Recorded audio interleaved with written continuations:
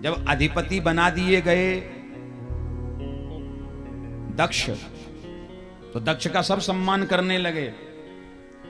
ब्रह्मा जी खड़े नहीं हुए दक्ष के सम्मान में, क्योंकि ब्रह्मा जी पिताजी हैं। भगवान विष्णु भी खड़े नहीं हुए, ये दक्ष के दादाजी लगते हैं, ब्रह्मा के पिता हैं। पर शिव जी तो दामाद हैं, शिव जी को खड़ा होना चाहिए था, पर शिव जी भी खड़े नहीं हुए, आंख बंद करके बैठे। अब बताओ कोई आंख बंद करके बैठा हो तो कैसे पता लगे कौन आया और कौन गया। अब एक बात और कहें, शिव जी को खड़ा होना चाहिए था, क्यों? अब सुन लो, परीक्षित जी एक अच्छी बात बता रहा हूं। जैसे कोई आदमी बैठा हो, सोफा पे बैठा है, उसके पिताजी आए और वो खड़ा ना भी हो पाए, कोई बात नहीं, चलेगा। पर उसकी धर्मपत्नी के पिताजी आ जाएं, ससुर जी आ जाएं, और हम सोफा पे ही बैठे, हिले ही नहीं रहे। और पत्नी की नजर पड़ी, पत्नी ने देखा कि हमारे पिताजी आए हैं तो खड़े होके राम राम भी नहीं कर रहे हैं, नमस्कार भी नहीं कर रहे हैं। टेढ़ी नजर से देखेगी आपको, इशारा करेगी पापा जी को जाने दो, फिर देखती हूं। बोलो राधे राधे।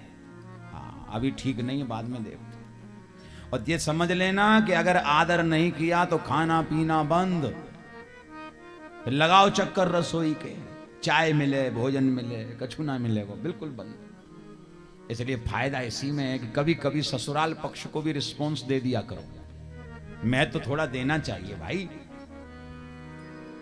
अब शिवजी खड़े नहीं हुए तो दक्ष ने श्राप दे दिया यज्ञ से पृथक होने का। जाओ, आपको यज्ञ में कोई भाग नहीं देगा, हम श्राप देते।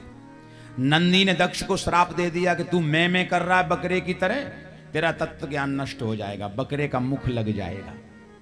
भृगु मुनि जो कुल गुरु है, इन्होंने श्राप दे दिया नंदी को, शिव संप्रदाय से दीक्षा लेने वाले अघोरी हो जाएं, ऐसा श्राप दे दिया। शंकर जी की आंखें खुली और शंकर जी ने देखा राम राम राम राम। हम तो आए थे स्वागत समारोह में कि लोग एक दूसरे के गले लग के स्वागत करेंगे, स्वागत समारोह तो हो नहीं रहा, श्राप समारोह चालू हो गया, एक दूसरे को सब श्राप दे रहे हैं। शंकर जी चले गए, यज्ञ किया दक्ष ने, बृहस्पति सब नाम का यज्ञ, सबको बुलाया, लेकिन ईर्षा बस अपनी बिटिया और दामाद को नहीं बुलाया।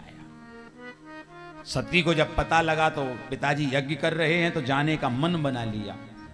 माताओं का नियम होता है, मायके में भागवत कथा हो, मायके में शादी विवाह हो, कोई भी कार्यक्रम हो, चाहे चिट्ठी आए और चाहे ना आए, पैकिंग चालू हो जाती है। बोलो राधे राधे। ये वाली साड़ी फलाने दिन पहनूंगी, ये वाली साड़ी फलाने दिन पहनूंगी। हार भी एक दो नहीं, 5-5 लेके चलती हैं भैया। आजकल एक क्रेज और चला है, नया फैशन है कि अगर कोई साड़ी किसी पार्टी में पहन ली मेहमानों के सामने, तो दोबारा उस पार्टी में वो वाली साड़ी पहनने वाली माताएं नहीं हैं। बोलो राधे राधे। उन्हें पता है इसमें तो फोटो खिंच चुका है, अब तो दूसरी बढ़िया सी दिलवाओ, क्योंकि ये तो पहले ही पहन के गई हूं मैं, और अगर दोबारा गई तो लोग क्या कहेंगे, ये कही है क्या बार बार पहने आती है। तो महाराज बड़ो आनंद है साहब। इस प्रकार जो है सती का मन बन गया जाने का। सती ने भगवान से प्रार्थना करी, प्रजापतेस्ते स्वसुरस्य सांप्रतम निर्यापितो यज्ञ महोत्सवः किल वयं च तत्राभिसराम वामते यद्यर्थितानि विबुधा व्रजन्तहि। सती ने कहा, आपके ससुर जी यज्ञ कर रहे हैं प्रभु, आपकी आज्ञा हो तो चलें। भगवान ने कहा बुलाया ही नहीं है, निमंत्रण ही नहीं दिया। और संत कहते हैं कि आवत ही हर से नहीं, नैनन नहीं स्नेह, तुलसी तहां न जाइए, चाहे कंचन बरसे में। तुलसी तहां न जाइए, चाहे कंचन बरसे। कहीं पर सोने की बरसात हो रही हो तो हमारे लिए बुलावा ना आए तो हमें बिल्कुल नहीं जाना चाहिए, नहीं जाना चाहिए। पर सती ने जिद करी। महाराज हमने सुना कहीं कहीं बिना बुलाए भी जाया जाता है। भगवान ने कहा जाया जाता है। यद्यपि मित्र प्रभु पितु गुरु गेहा, जाई बिन बोले न संदेहा। पिताजी के घर में, गुरुजी के घर में, भगवान की कथा में, भगवान के मंदिर में, मित्र के घर में बिना बुलाए जाना चाहिए। लेकिन 3 शब्द बड़े खतरनाक हैं। लेकिन, किंतु, परंतु। जैसे अभी किसी का फोन आए, परीक्षित जी किसी का फोन आ जाए, आपने करी हाँ हेलो भैया कैसे हो, सामने वाला बोला वैसे तो सब ठीक है लेकिन, तो आप जान जाओ कुछ गड़बड़ है, कुछ समस्या है। कहा इतनी जगह जाना चाहिए, लेकिन बोले लेकिन क्या?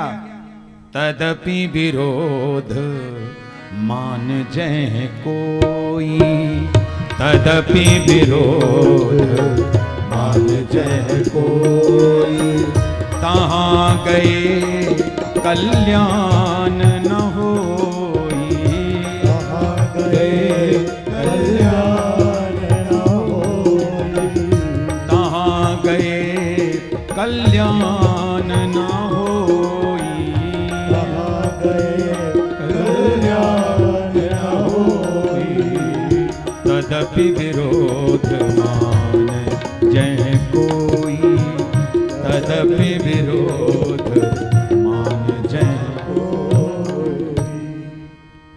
इतनी जगहों पर अगर हमसे कोई विरोध करे तो नहीं जाना चाहिए। सती नहीं मानी। 3 हट भी बड़ी प्रसिद्ध हैं, राजहट, बालहट और स्त्री हट। ध्यान से सुनना। और तीनों में सबसे पावरफुल तीसरी वाली, बच्चे को मनाओ मान जाएगा, राजा से हाथ जोड़ लो वो भी मान जाएगा, पर धर्म पत्नी अगर रूठ गई।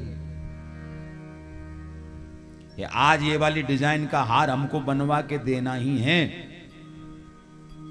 क्यों परीक्षित जी? अगर धर्म पत्नी कहीं रूठ गई तो फिर मामला गड़बड़ है।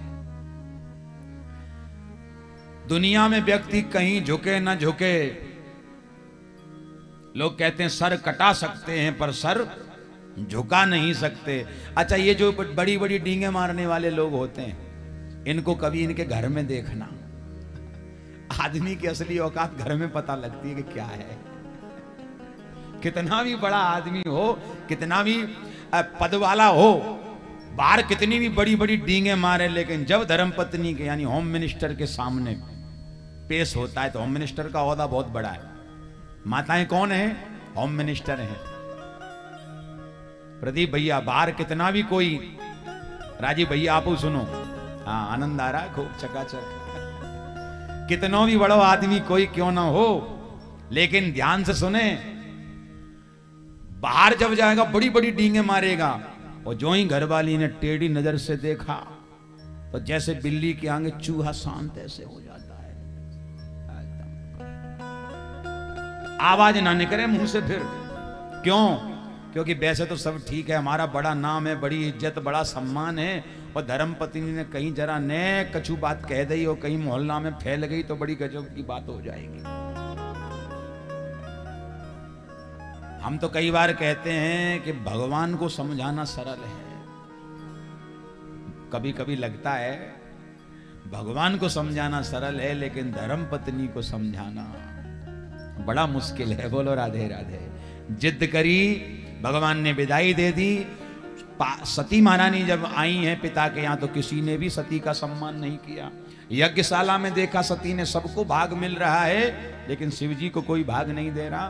तब जो है सती ने योगाग्नि को प्रकट किया है, और अस कहें जोग अगिन तनु जारा, भयं सकल मख हाहाकारा। अपना शरीर जला दिया, रुद्रगणों ने यज्ञ विध्वंस किया, भृगु मुनि ने रक्षा करी यज्ञ की, तब वीरभद्र को अपनी जटा से प्रकट करके श्री शंकर जी ने भेजा और वीरभद्र ने यज्ञ को संपूर्ण विध्वंस कर दिया।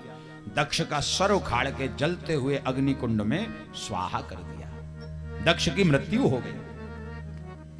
वीरभद्र का जब क्रोध शांत नहीं हुआ तब सबने भगवान शिव से प्रार्थना करी और शंकर जी आए हैं। शंकर जी ने क्रोध शांत कर दिया। वीरभद्र बकरे का मुख लेके आए और दक्ष के धड़ पे लगाया। भगवान ने थोड़ा अमृत बरसा के दक्ष को जीवित कर दिया। बोलो शंकर भगवान की जय। अब बकरे का मुख लगा तो आवाज तो बकरे के ही बोलेंगे, तो मैं करके बोले।